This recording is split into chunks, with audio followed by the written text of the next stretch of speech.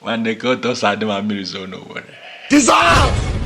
God have mercy on go to Sadima Mirizono, Jesus. the comment section. Put it down in the comment section. Wow. First, please, my video is not for everybody. Let me tell you something. My video is not for everybody. All right. Let me tell you something. My video is mainly for Noah. Jesus! People of this world. That's what they do for you. I do my appeal on the Namaro. Ebehana, na appeal on Noah.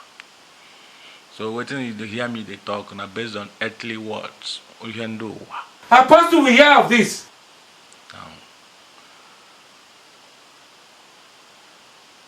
So I put call for the east. They can't tell me, say, you rain heavily for Anambra. It can't rain heavily for Enugu. It rain heavily again for Abia. It can't downpour heavily for OWERE. Rivers and Calabar is almost rivers. So you normally meet it there. Delta and normal. So I come to ask if you have witnessed how it be when rain fall for OWERE. For night or for daytime. How it be.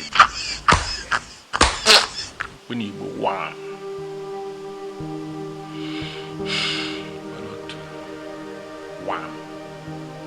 One.